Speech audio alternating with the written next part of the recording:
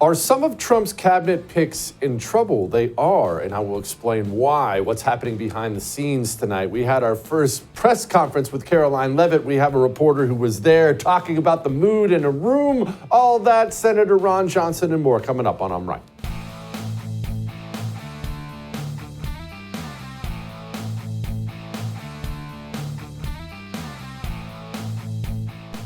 I think Donald Trump has some cabinet picks that are in trouble, that are in danger of not getting confirmed. And that's a talk we're about to have right now. We're about to talk about the why. And this will come to Pete Hegseth, and then it'll get to RFK and Tulsi Gabbard. But I feel for our new viewers and for those who need a refresher, we need to discuss the system first, what it is, because this will explain why we have all this maneuvering behind the scenes to stop these cabinet picks. What we have in this country right now is what I call the system. People will use different words for it. It doesn't matter what word you prefer. The cathedral, the regime, the swamp maybe even works. But what do all these things mean? What do these words mean? What it means is our country, as happens to many wealthy countries, over a long enough period of time, ceased being ruled, being led by patriots, flawed people, but patriots. That stopped. And now our country is only led by corrupt scumbags. They run our major institutions, the institutions that matter. And, the institutions should all be separate, of course. Ideally, you want, for our purposes right now, you want the government and really the defense industry. There needs to be some separation there. The government and the pharmaceutical industry. You can't have them joining forces. They need to be separate. You see, institutions need to be separate. But when you have a country that's led by evil people, they will look around eventually. They'll look at each other, the leaders of the institutions, and they'll say, hey, what if we just work together? We're competing here, but if we join forces and work together, we can get more money. We can get more power. Of course, the American people will be screwed, and the country itself will hurt, but none of that matters to us. We don't think about America. Let's work together. That's what we have in various ways across this country. You have the Central Intelligence Agency working with American media companies, working with the pharmaceutical industry, this general, he works for the military one day, defense contractors the next day. You have this huge system of looters, bank robbers, who've figured out they can rob the Bank of America. They can rob the Bank of America more easily if they simply work together. If they work together against us, they can line their pockets. That is the system. That is what we have now. And so I need to explain what you're seeing in the United States Senate and why you're seeing it. Pete Hegseth. Pete Hegseth came out, got confirmed, sounded great first day on the job. Fully support on removing DEI inside the Pentagon, reinstating troops who were pushed out because of COVID mandates, Iron Dome for America. This is happening quickly. And as the Secretary of Defense, it's an honor to salute smartly, as I did as a junior officer and now as the Secretary of Defense, to ensure these orders are complied with rapidly and quickly.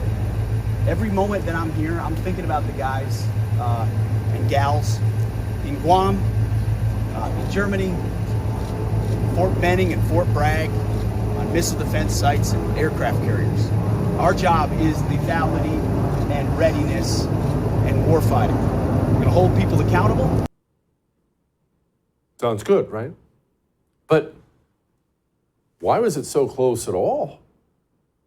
J.D. Vance had to take the VP position of tiebreaker, had to go down to the Senate and cast the tie-breaking vote. Pete Hegseth got in there by one vote. Why was it close? Well, let's talk about that. Let's focus on the Mitch McConnell angle. Yes, there's a Mitch McConnell versus Donald Trump angle you could certainly talk about, and we've talked about that in the past. Those two men hate each other, but we'll set that aside. Why in the world would Mitch McConnell, a guy who happily voted for most of Joe Biden's cabinet picks, why would he vote for Pete Hegseth?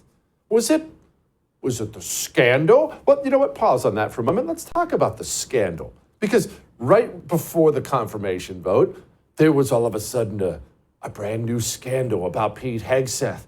His brother's uncle's dog's sister said Pete was a frightening person. And it ran in the Wall Street Journal. Why did it run in the Wall Street Journal? Well, because Republican Senator Tom Tillis, he's the one who encouraged this witness to throw baseless accusations into the Wall Street Journal. He had her do that because Tom Tillis wanted not only to vote against Pete Hegseth, he wanted other senators to vote against Pete Hegseth. Why did Mitch McConnell vote against Pete Hegseth? Why did these things happen? Was it the salacious accusations? Well, that doesn't make any sense because even a fifth grader can read the accusations and wait a minute, none of this is real. This is heard from a guy who heard from a guy. None of it's legit. You can't vote against someone. Anyone who reads into it knows it's not the accusations. So why would Mitch McConnell vote against it? Why would Lisa Murkowski vote against it? Why did Tom Tillis try to stop Pete Hegseth? If it's not the accusations, why? Well, let's talk about the system again, shall we? What is the purpose of the system? What are they there to do? They are there to loot the treasury of the United States of America. That's what all our institutions now, that's what all of their aims are. Join together, loot the treasury. That's the idea. Do you have any earthly idea how much money is spent on defense in this country? It is a staggering amount of money. But who does that money get spent on? Well, of course, some of it goes to the military itself. A lot of it goes to the defense contractors who design and produce large numbers of munitions and weapon systems and things like that. Now, what do they do with all that money in the defense industry? They get all this money coming from the government. Well, they want to do the evil thing and ensure that no matter what, more and more and more money comes their way, whether or not they need it. So they, in turn, spend gigantic sums of money on politicians. Campaign donations, if you will. Large campaign donations to Republican senators. So Republican senators are highly, highly invested, just like Democrat senators are highly invested in keeping the scam going. Hey guys, we're in the bank vault. We've got all the safe deposit boxes open. We've got all this money in the bags. Don't stop us. Keep it going. My goodness. Highly invested. We're talking not millions, not even billions, trillions of dollars are at stake if Pete Hegseth gets in there and does what he has already threatened to do, and that's break up the corrupt cabal of the military-industrial complex in this country. Why did senators try to torpedo his nomination? It has nothing to do with some booze or some chicks. It has everything to do with money. The robbers are in the bank. They are looting the treasury. And the thought that that might change, well, it meant Pete barely got in. And that brings me to the point of my conversation here. I'm starting to get very, very, very concerned about the Tulsi Gabbard types, the RFK Jr. types. I'm even starting to hear senators talk about it. Here was Kennedy. If a nominee acts like a complete meathead or starts screaming like he or she's part of a prison riot, you know, people are going to say, whoa, we need to take a second look. But short of that, I think most, if not all, will be confirmed. The one who's most on the bubble, as you know as well as I do, is Tulsi Gabbard. On the bubble, huh? Lindsey Graham talked about that. Do you trust Tulsi Gabbard with the nation's most closely held secret, Senator? I tend to vote for almost everybody at both parties, but I want to see how the hearing goes. Why did you go to Syria? What did you do regarding Assad? Why do you think Edward Snowden should be held as a hero. I certainly don't. We'll see how the hearing goes. But in her favor, Richard Burr is going to introduce her, and he's one of my dearest friends. So we'll see. Senator, can you say right now, are you a yes on Tulsi Gabbard? I'm going to see how the hearing goes. I'm inclined to be yes on everybody. But there's some questions she will be asked that I want to hear the answers to. So you're a we'll see, not a yes. We'll see. Rumor has it that Mitch McConnell is a no, and so is Lindsey Graham as of this moment. Why? Is it because Tulsi went to Syria? Is it because she wants Edward Snowden out? Why are they potentially going to torpedo RFK as well? Is it because he doesn't like the vaccine or whatnot? Well, we just talked about Pete. The trillions at stake with the military-industrial complex. How much money is at stake with the pharmaceutical industry? How much money and power are at stake in the intelligence institutions of this country? I'm worried. I warned you some time ago that the GOP Senate was going to be a problem, and I'm officially worried, and I think they're going to be a problem. All that may have made you uncomfortable, but I'm right. Pure Talk's never a problem. Pure Talk's wonderful. All this talk about making things in America. We need American jobs, America first. Pure Talk doesn't just say that, they hire Americans. Something that frustrates me to no end is you can't get on the phone with anybody today who speaks freaking English. Pure Talk hires Americans right here in America, and when you switch your cell phone service, you get to speak to an American. Why are they patriotic like that? Oh, I don't know. Their CEO walked the jungles of Vietnam, 2 tours. The patriotic cell phone company that'll save you a fortune, same coverage on the same 5G network. Switch. It's easy. puretalk.com/JesseTV. We'll be back.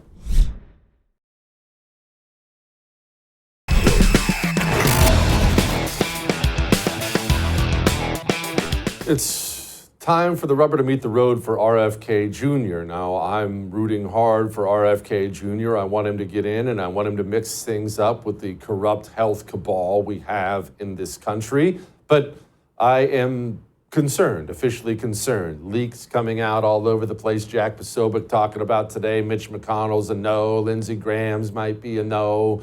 Crazy how corrupt even the Republican Party is. Joining me now, Angela Stanton-King, senior advisor to RFK Jr.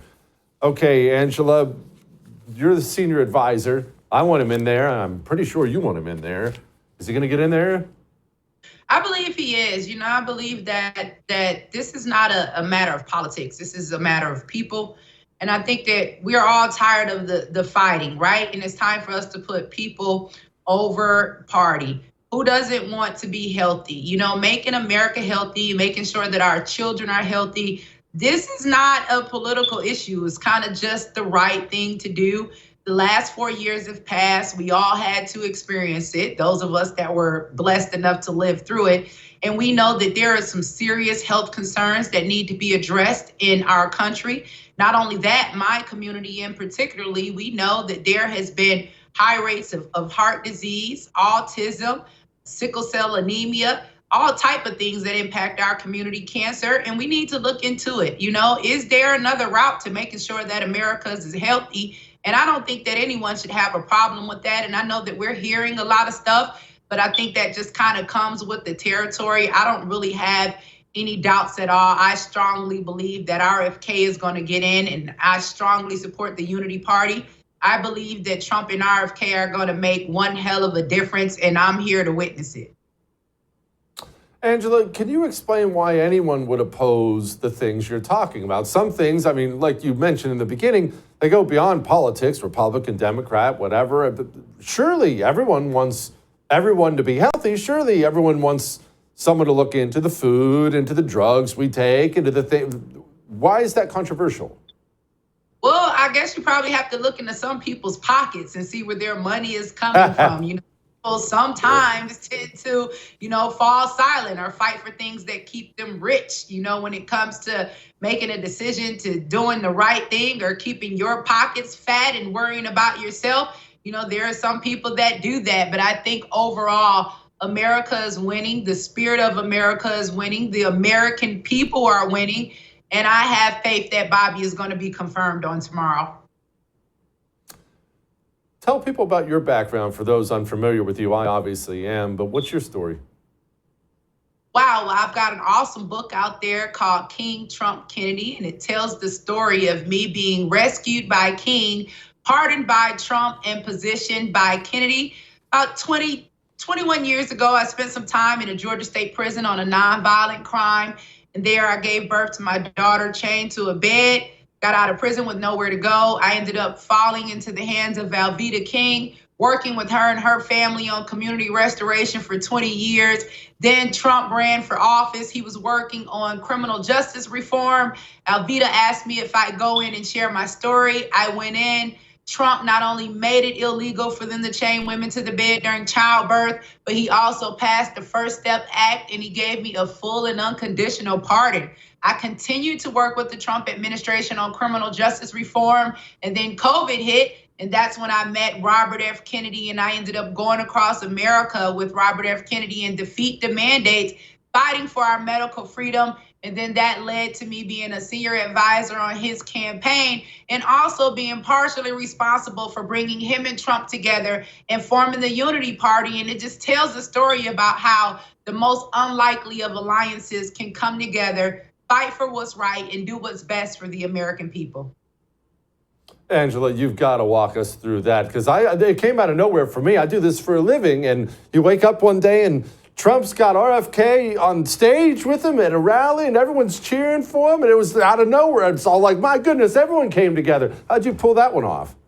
Well, I kind of always knew in the beginning, because in the beginning, honestly, I thought that they were going to run Michelle Obama. I didn't know it was going to be Kamala, and I'm saying, I said, in order for us to beat the Democrats, we're going to need a unity ticket. We're going to need a Trump and a Kennedy. So I was hoping that Kennedy maybe would accept the position of VP. He didn't want to do that. They somehow worked it out. I just constantly would advise Kennedy on the benefits of us coming together and being a representation of unity, because unity is what we needed. Unity is what we have now, and unity is why this country is moving forward. Angela, one of the things Trump did, I think it was one day in, is, well, here he was announcing the declassification of the JFK, RFK, and MLK files. Here he was. Lastly, sir, we have an executive order ordering the declassification of files relating to the assassinations of President John F. Kennedy, Senator Robert F. Kennedy, and Reverend Dr. Martin Luther King Jr. That's a big one, huh? A lot of people are waiting for this for years, for decades.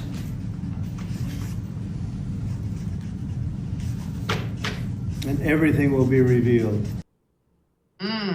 Angela, obviously there's a family connection. I realize Martin Luther King Jr. was your uncle, if I remember that correctly. But what are your thoughts on any of this? Me personally, I'm King cynic. I think it's going to be a bunch of black marker on a white piece of paper, but what do I know? Yeah, Martin is actually the uncle of my godmom, Alveda King, and that's how the family connection comes in there. But here's the thing. I think that, a lot of us, the average everyday man, we're excited about the release of these files because we want to know the truth. We want to know what's in them. But then you have the other side that you've got to think about. You've got to think about my godmom, Alveda, and her cousins, Bernice, and how they feel having to relive this, having to read this, having, to experience this pain and this trauma again. The same thing, for my guy, Robert F. Kennedy Jr. You can't imagine the type of impact this is having on him and his family to have to relive these moments. The assassination of not only John F. Kennedy, but, his dad, Robert F. Kennedy. So one of the things that I like to say is as we go through this revelation of truth is that we keep the families in mind that were impacted. And then the next question is, how much can we trust what's being released in these files? Like when it comes to Martin Luther King, there are claims of him being tied to Marxism and being a communist. But, the King legacy is nonviolent. It is proven beyond a reasonable doubt that Martin Luther King Jr. led peaceful protests. And he even, got into it with other people from his own community that wanted him to be violent. The King family legacy still stands on nonviolence today. So, I lived through the Black Lives Matter riots, and I know the difference between a peaceful protest and completely burning down and demolishing your communities. And that is not what Martin Luther King Jr. stood for, and that is not what his legacy represents. So the question is that although these files were released, how much of it can we actually believe? Because at the end of the day, these are the same people that conspired to murder them all. Are you trying to say you don't trust the FBI when it comes to Martin Luther King Jr.? I'm trying to say I don't trust the FBI when it comes to anything. So that's just my opinion. So I'll have a little more trust now maybe that Trump's in. But I was in Washington, D.C. on January 6th, and I got a letter stating that I was being investigated, and I was nowhere near the Capitol. So I don't know who to trust these days. Angela, appreciate you. Come back soon. All right, we have more. Senator Ron Johnson joins us next. I'm going to tell him my fears about what's happening with these cabinet picks, see what he's hearing inside the walls of the horrible United States Senate before we get to Ron Johnson. Let's get to you. Let's get you to sleep. But not right now. Hold on, you have to finish watching I'm Right. But as soon as I'm Right's over, if it's your bedtime, go to sleep. Get some dream powder from Beam. Have a cup of hot chocolate. In fact, sip on it right now as you watch the show. It's just a delicious cup of hot chocolate, but it has natural things in it like melatonin. And about the time the show's done, you're going to start getting sleepy. You're going to go pass out and sleep like a baby, and you're going to wake up in the morning feeling great, not groggy. That's the difference with Dream Powder. Go get some in your life. Sleep like a baby every night. Shopbeam.com/Jesse Kelly. We'll be back.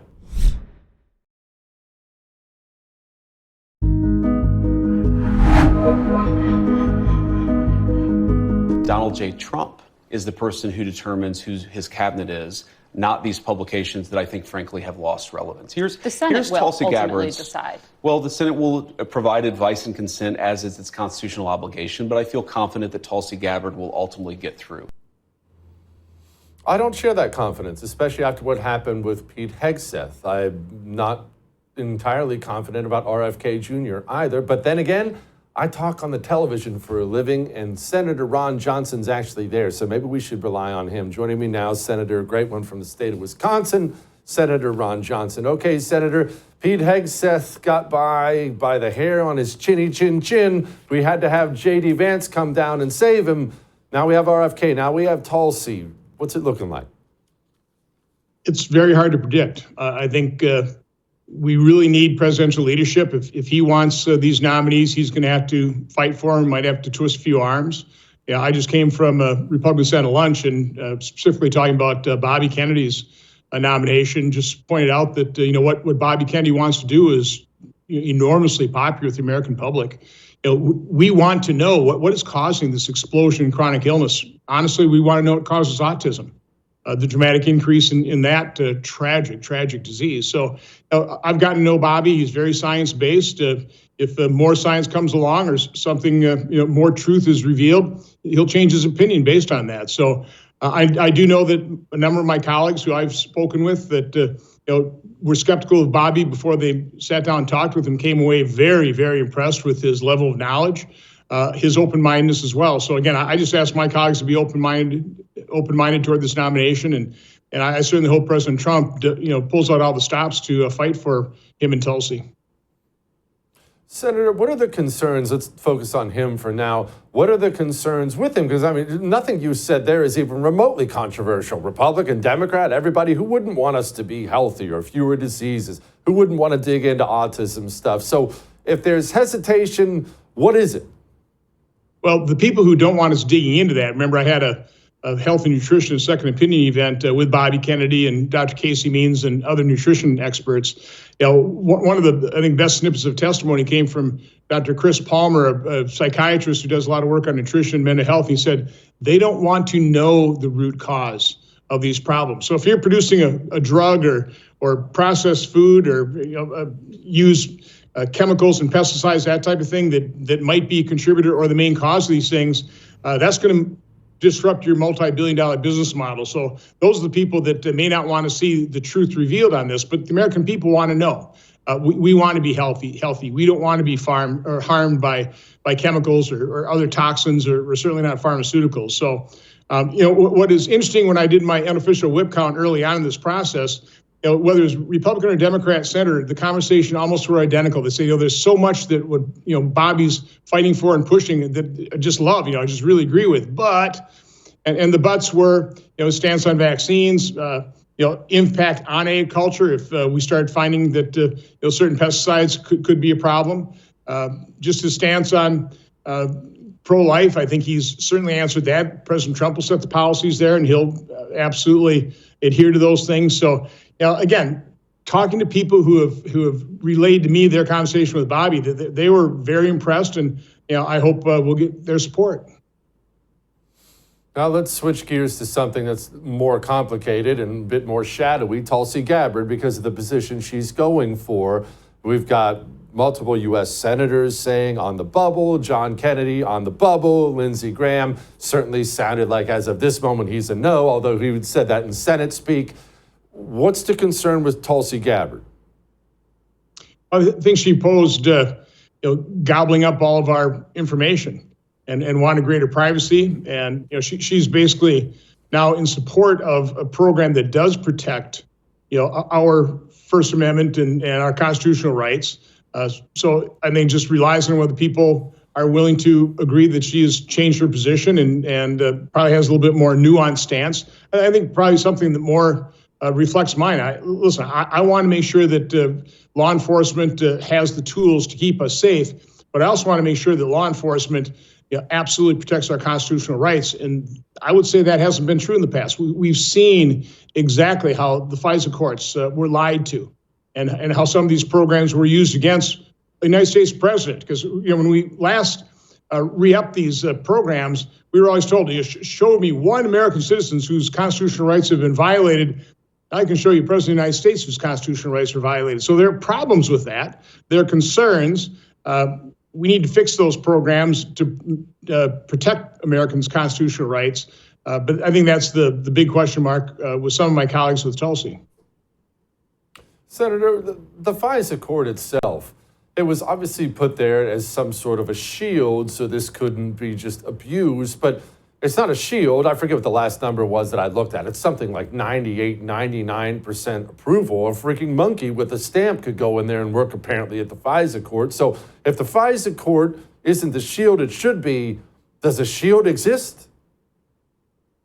Well, it hasn't in the past. Let's put it that way. We were always, always explained to us the reason is that the FBI was so incredibly careful. The people requesting these surveillance techniques were so careful. I mean, they did their homework and they just provided the case that was just almost irrefutable. The FISA court had to go along with it.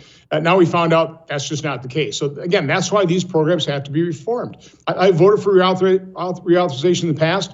I wouldn't vote for it in its current form. So, from that standpoint, I agree with Tulsi Gabbard's revised position on this. Pete Hegseth got through, very grateful he did, but barely got through. Now we hear these things today. Tom Tillis planting stories in the Wall Street Journal. Mitch McConnell flat out coming out as a no. Were these no's and were these story plantings, were these about the rumors or whatnot, or was this just about protecting, again, just like you mentioned with Big Pharma, protecting the scam that is the military-industrial complex in this country now? I can't speak of other senators' motivations and the reasons they voted for or against. From my standpoint, my default position is President Trump won a convincing election victory.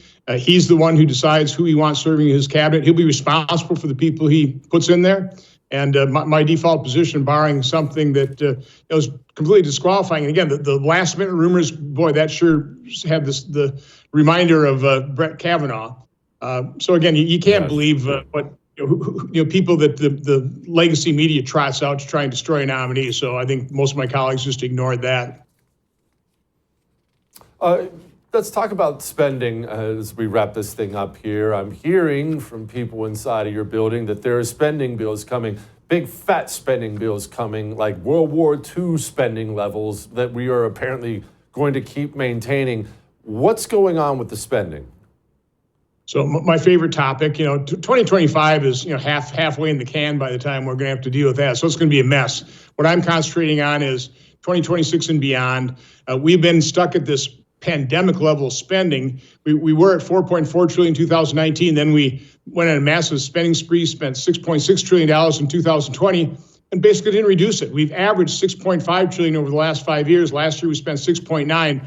There's no justification for that. No family would have borrow $50,000 to pay for medical bills, and then when they got well, keep borrowing the money, keep spending at that level. That's exactly what Uncle Sam has done. It's unacceptable. So I proposed a number of alternatives to that. Go back to Bill Clinton, increase it by population growth, inflation, add today's Social Security, Medicare, and interest. You'd be at $5.5 trillion, which would match Biden's projected revenue. We'd have a balanced budget.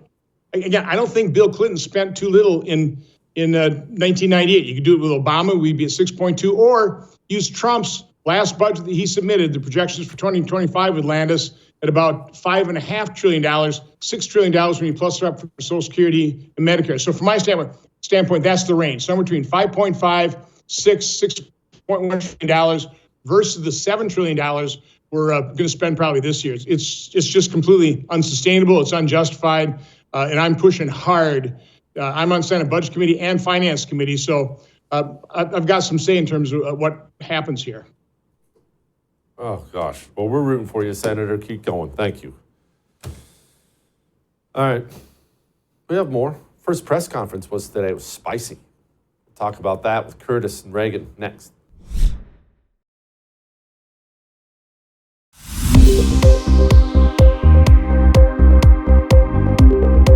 Since you're in the back row, I hear the back row hasn't gotten much attention in the last 4 years, so I'm happy to answer your question. I can project. Does the president intend to permanently cut off funding to NGOs that are bringing illegal foreign nationals to the country, such as Catholic charities? I am actually quite certain that the president signed an executive order that did just that, and I can point you to that. One more, Karoline. President Trump issued an executive order on increased vetting for refugees in visa applications. Right. Part of that order was considering an outright ban for countries that have deficient screening processes. Has the president considered yet which countries might fall into this category, or countries like Afghanistan or Syria under consideration for a full ban? Yeah, so the president signed an executive order to streamline the vetting for visa applicants and for illegal immigrants in this country who are coming, of course, from other nations. It also directed the Secretary of State to review the process and make sure that other countries around the world are being completely transparent with our nation and the individuals that they are sending here. And so the Secretary of State has been directed to report back to the president. I haven't seen that report yet. We've only been here for a few days. How about that? Coherent press conferences from somebody who can talk and think. It's crazy. Joining me now, Curtis Houck, managing editor of the Media Research Center, and a lady who might look familiar after that video, Reagan Reese, White House correspondent with the Daily Caller. Reagan, since you're the star of the day, we're going to go ahead and start with you here. I'm never going to be in that briefing room. They would never let me inside of that place. Is it cool? Is it stuffy? Is it miserable? What is it like? Well, actually, they might let you in now. Karoline Leavitt announced today at the top of the briefing that they have this new initiative called the New Media Seat, where they're going to be allowing, outlets that don't have a seat in that briefing room. The Daily Caller is one of those outlets that is blessed to have a seat in that briefing room, sit kind of on these seats that are off to the side, typically reserved for White House staff. But it's a lot smaller than it looks on TV. And today it was extremely hot. I was sweating because I have never seen that many people in the briefing room before. People were lined up, standing room only, shoulder to shoulder. You couldn't move, even well beyond the briefing room into the West Wing area that is reserved for press. Just everyone desperately trying to get a question from Karoline Leavitt today. How about that? Curtis, you are a glutton for punishment who consumes these things for a living. What do you make of today's presser?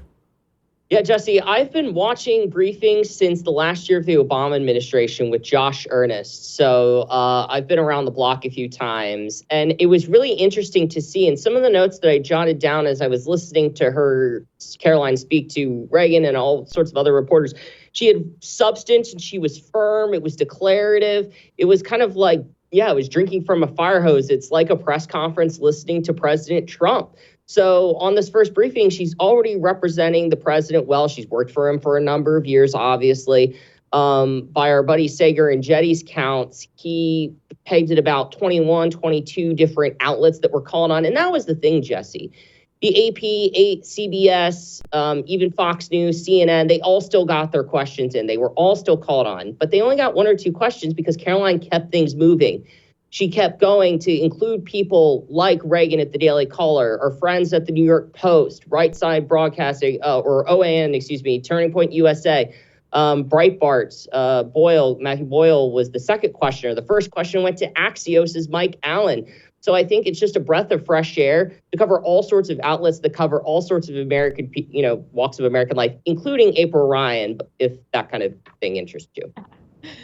It doesn't. It doesn't interest me even that much. But Reagan, do you get the impression that these establishment, the ABC, NBC, CBS, did you get the impression they were annoyed that other different outlets, yourself included, are now allowed at the table? Or are they looking down at you like they're at the cool kids table? What's it like with them?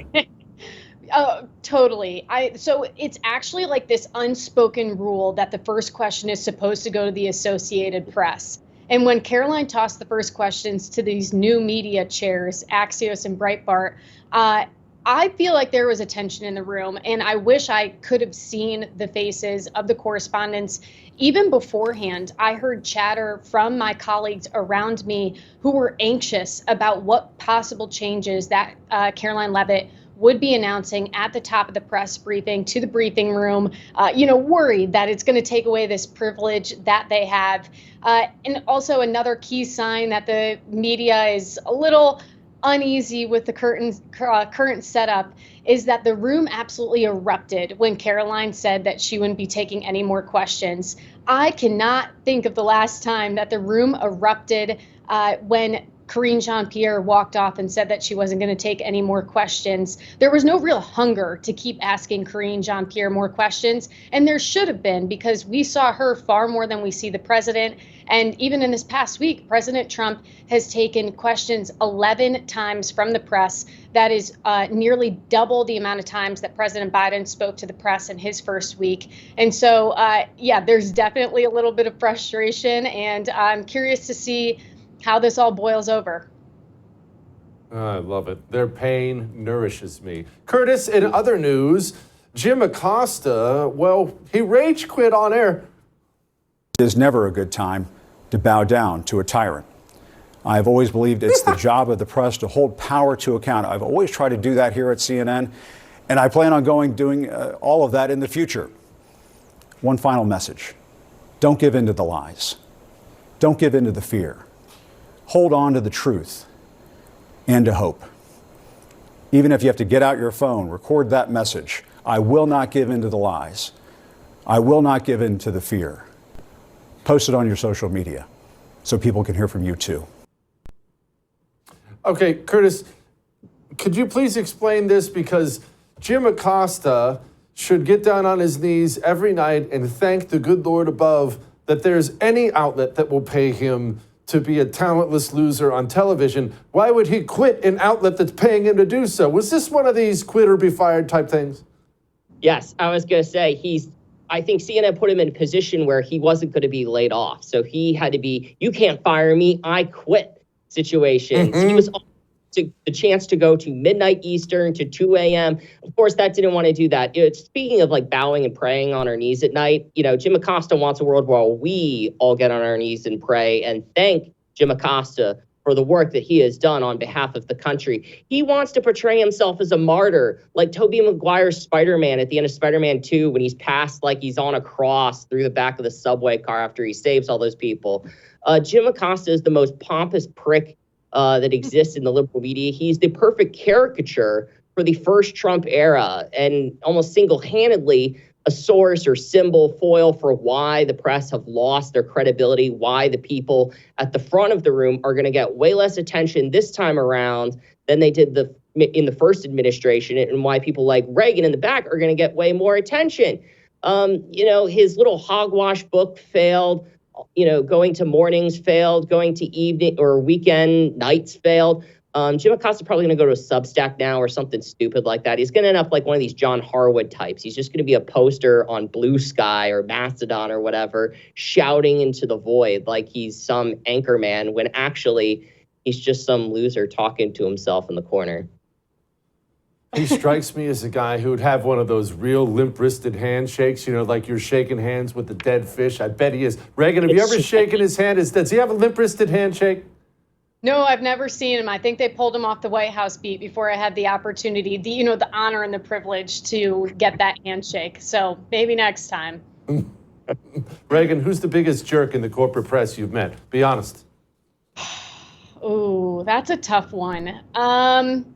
I've had some run-ins with some NBC reporters when I was down on the floor, actually, at the RNC. His first name's Garrett. His last name's escaping me. Garrett Haig. The prayer. Yes. Took a live hit during the prayer at the RNC. I tweeted about it because delegates started hitting him and yelling at him and telling him, you don't do a live hit during the prayer. And once he realized that my tweet was going viral, he turned around and said to me, you can introduce yourself before you tweet about me, to which I just shrugged and walked away. But I love that. Keep abusing them, you two. Appreciate you both. Come back soon. Yeah. All right. I'm not done yet. Hang on.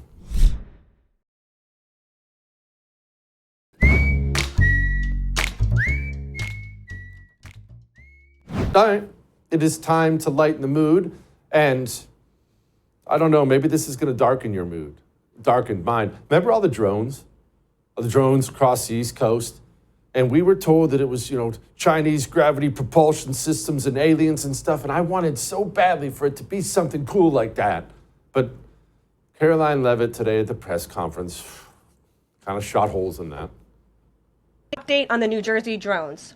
After research and study, the drones that were flying over New Jersey in large numbers were authorized to be flown by the FAA for research and various other reasons. Many of these drones were also hobbyists, recreational, and private individuals that enjoy flying drones. In time, it got worse due to curiosity. This was not the enemy. A statement from the President of the United States to start this briefing with some news. And with that, I will turn it over to questions, and we will begin. I wanted it to be aliens. I guess it wasn't. But anyway, for lighten the mood, we had a hilarious moment at a PTA meeting. When I went to his bedroom to say goodnight, and he was crying because of the abuse that he was enduring in this school system. Then why did you stay in Mexico? You need to leave!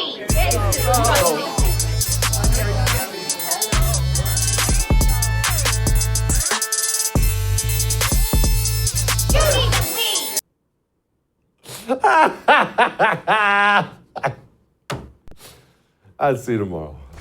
I would thank you for coming to my YouTube channel, but I know how brilliant it is, and I know you love it here. So subscribe and watch. We're going to start really ramping things up and putting some funny stuff, some interesting stuff out there, some collaborations. Either way, my YouTube channel is officially the place to be.